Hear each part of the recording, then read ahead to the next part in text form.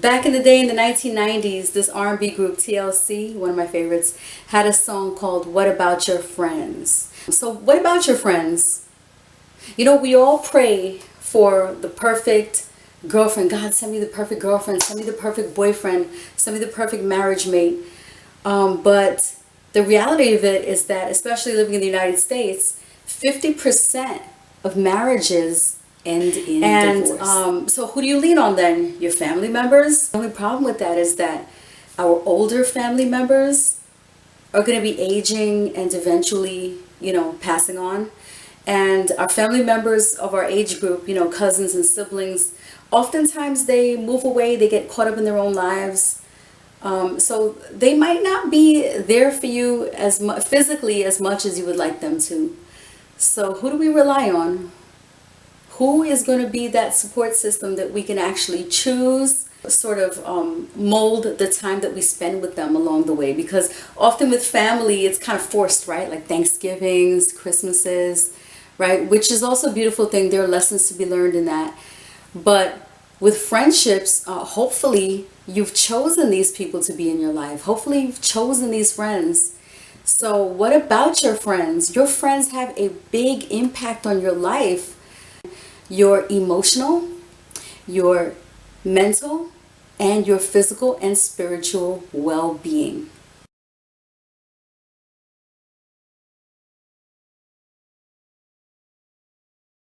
So I'm going to do a separate video about vision boards, but a vision board is basically a tool that's used to help you visualize what you want. One thing you can do to help invite the soul friend into your life is to create a vision board just for your soul friend. Okay, so for me, I have a separate vision board for my career, for my family life, for my children. I do a separate vision board just for my hopes and dreams for them. Keeping in mind that they're not tied to the umbilical cord. They have free will, they can make their own choices. But I like to compartmentalize these different aspects. I like to focus on these different aspects. So I do a separate one just for my soul friend or my friendships, period. On that vision board, I may include images of my current friends, because even though you want to invite something new into your life, you also want to show gratitude and maintain that which is good within that aspect of your life. So I love the friends that I have now. So I include pictures of them, of us having good times on that vision board, just to sort of create that positive energy and to invite more of that into my life. And then there are some things that I maybe don't have within my friendships that I hope to attain, and if not now, then later on in life. The TV show Grace and Frankie is a major reference point for me. I would love a friend who, we can kind of lean on each other in old age, and we can bear witness to each other's lives. I want a long-term friendship. One of the scary things I feel about life is the fact that we go through it and then the people around us change, they move away or they pass on.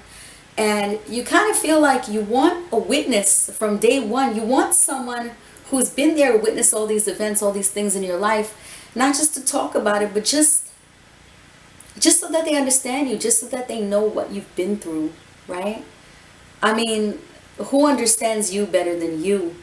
But you can't really have a conversation with yourself. You're only going to have one point of view of your life.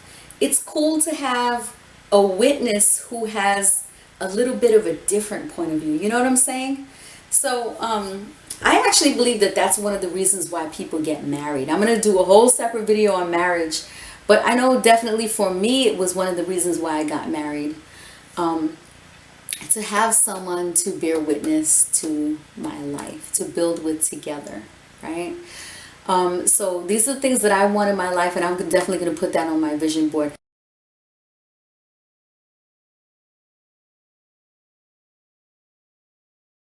A second way to invite the soul friend into your life is by opening your boundaries, opening yourself up to different kinds of friendship. Okay, maybe you're not just looking for a best friend or a soul friend. Maybe you're just looking for friends in general. Maybe it's dry out there right now for you. Maybe you work so much, or you're so busy with your kids that you don't really have time. Maybe you moved away and you're isolated. You don't really have any friends, period, right? What can you do about that? You certainly don't want to force friendships, but you can definitely open your mind to where there's potential that you haven't seen before.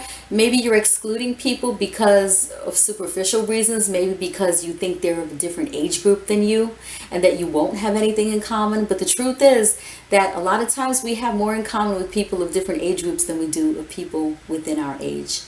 If you have a friend who is a little bit older than you, maybe he or she had a certain experience with something that you're going through in your life right now, and this person can also be a friend slash mentor to you as well, right?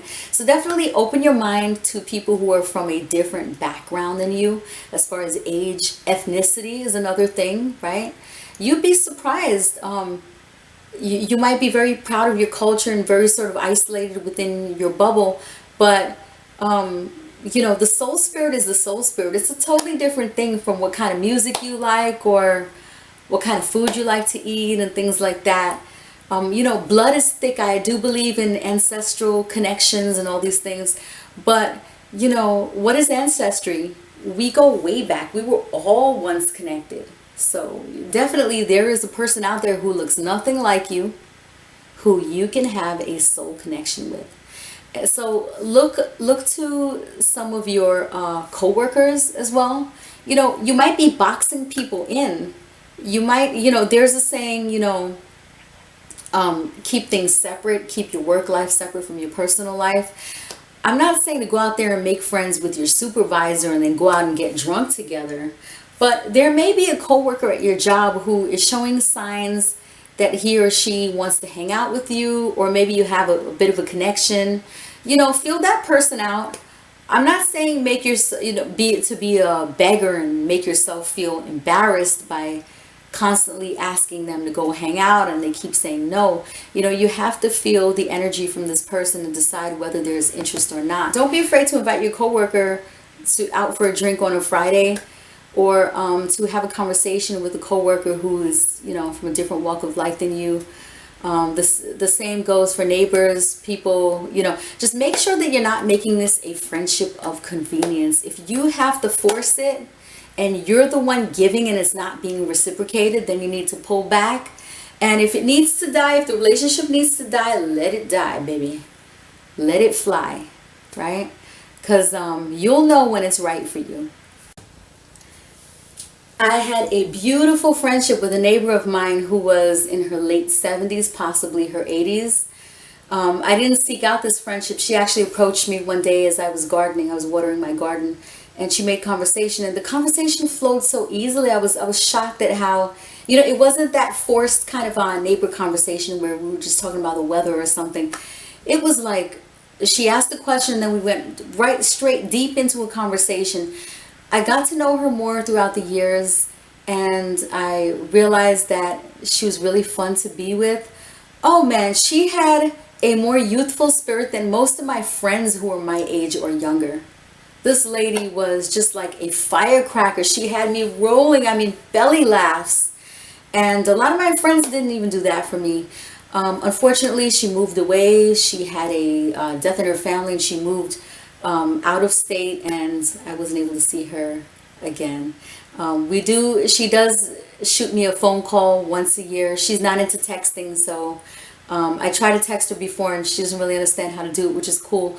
But I wait for her phone call once a year. If I don't hear from her, I call her. And that's the sort of pattern that we established. I wanted to mention patterns for a second.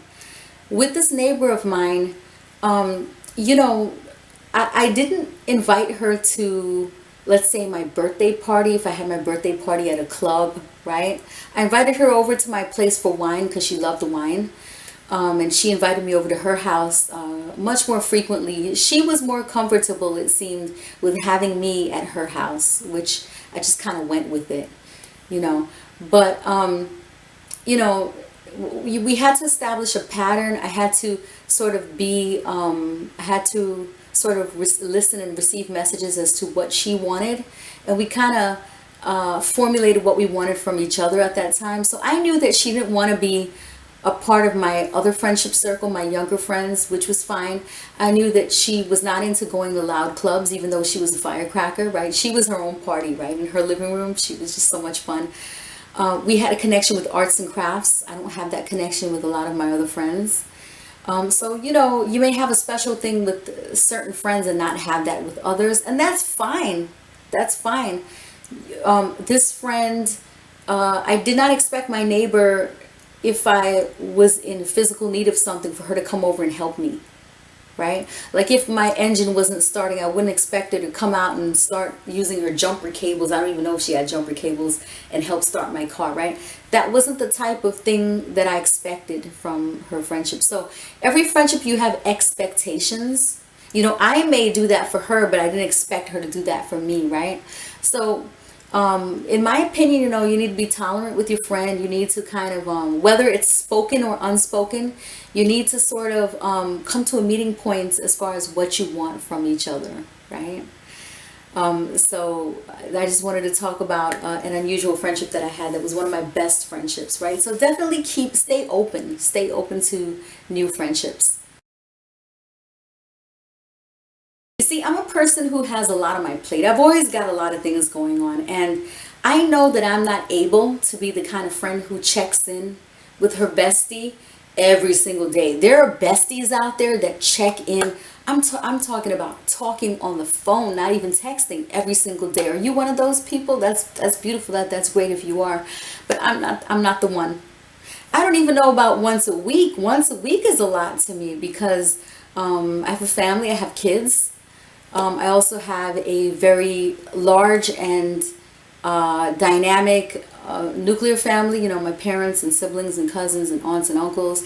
So, and I'm very involved in my community. So my time is often, you know, like a push and pull tug in between all these people, trying to give them the best that I can of me, as well as building up myself, right? So for me, I know my limitations. I need a soul friend who is going to be able to thrive off of the afterglow of when we do meet up, and hold that in his or her heart. Like, I'm able to do that with my friends. I realized the other day, it was kind of a rude awakening. In one of my big friendship circles, it was National Friendship Day, and one of my friends, who I regarded as a really close friend, posted a collage of all of our mutual friends, and I wasn't in the collage. Then it hit me. She is closer to me in my mind than I am in her mind, because she makes herself very available. Friendship is a big part of her life. She makes herself available to a lot of her different friends. I don't have a lot of time to give to a lot of my friends, but I'm ride or die, meaning that if my friend has a birthday, or some other important event, or a tragedy, or something going on in their life, I will be there, guaranteed. And I'm supportive, and I'm warm, I'm affectionate, I'm even physically affectionate, right? So this is my way of showing my love. You know, I might not be there as frequently physically, and come to think of it, I did miss out on a lot of the friendship events, but it's just that I still hold in my memory the afterglow of all the times that I am with them, and it became bigger in my mind, like, oh, I'm a big part of this friendship circle. I'm one of the besties, right? But maybe I wasn't, and that's okay. That's fine. She can be my best friend, and I might not be her best friend. And I have other cliques too, and I have, as a matter of fact, I don't think I can identify one best friend. I can identify several close friends, and then I've got other friends, and then I've got acquaintances, right? And I think for most people, it is that way. You know, you have to know what people's expectations are, and keep on grooming those friendships. And if you are trying to make friendships, I wish you the best of luck. Or if you're trying to look for that soul friend, good luck as well. I'll share some more about my journey with you as the videos continue to grow. So long.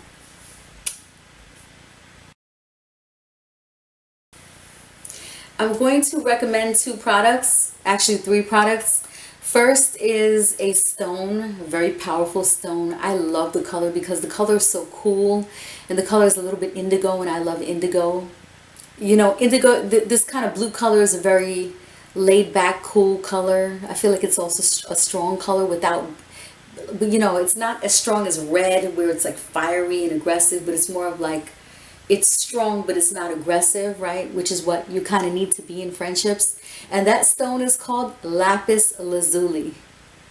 So I included a link below. You know, you don't have to order it from that same exact place, but definitely check it out. I like that particular product because it's from a reputable company. It's got great reviews. I have a set myself, and it's wonderful. I use it in my meditations, especially when I'm focusing on friendships. If I have an issue with a friend and I need to heal it, or I need guidance, or I need a vision or clarity, you know, or if I just want to invite that energy into my life. I've been using it a lot this month, and this month, which is June 2019, I have been so busy with friendship invitations that I was almost tempted to cancel some of my plans, but then I realized, you know what, you fool.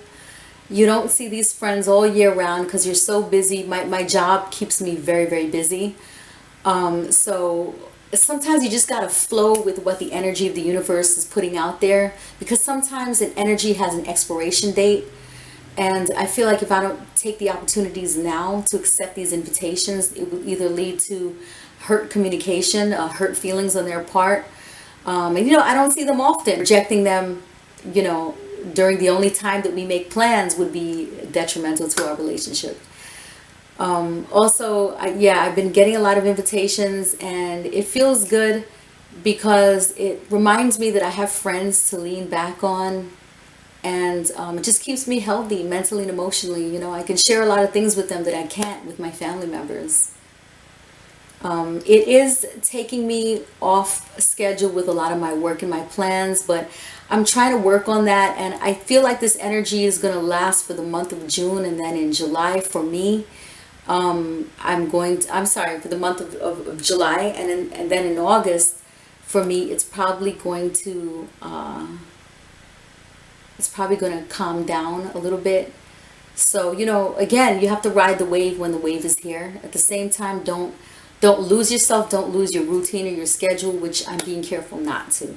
So you got to know how to balance it, okay? So anyway, check it out, lapis lazuli.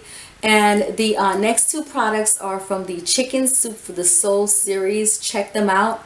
One of the books is, I feel like it more so caters to the younger generation of girlfriends, and the other book caters for the older generation, which kind of incorporates both the younger and the older together, right? Because they've already been there and done that. I think it's interesting, even if you're not an older woman, to check out the other book, because I think it's good to see the perspectives of people who have been through that already, right? And they're at that point, and just to hear their regrets, or what they, you know, what they would have done differently, or advice that they would like to give you. So check it out. And I have a lot of work to do with maintaining my friends. You know, it's always work. Friendship is always work. There's no time, there's no point where you can say, okay, I threw a surprise party for my friend. That's it. I'm done. For a whole 2 years, I don't have to do anything for my friend. I can be a little sloppy when it comes to answering her phone calls. Doesn't work like that. It just doesn't work like that. And it depends on the person too. Some people will take it more personally if you don't answer their phone call and whatnot. So friendships are difficult. It's just like a love relationship. It's just like any relationship. You got to put work in. You've got to be sensitive. You've got to hear them. You've got to listen. You've got to receive their messages, right? And you have to work on it together. So make sure that you are inviting positive friendship energy. And if you don't already have a soul friend, I wish you the best of luck in inviting that soul friend into your life. I've kind of got pieces of a soul friend in a few different people. I'm still kind of praying for my soul friend to come into my life, that one soul friend, because I'm not really able to give what my close soul friends want me to give them. So I'm still kind of, you know, hoping and praying for that ideal friendship where it just kind of falls into place. So good luck, and definitely check in with me, leave comments. How are you doing on your quest? Let me know. And just, if you want, drop a comment about something that you heard that maybe you thought was interesting or that resonated with you, or if you would like to share something educational with me, I would love to hear what that is. Okay, so that's it for now. It's your girl Vertigo, and together we are moving and manifesting. So long.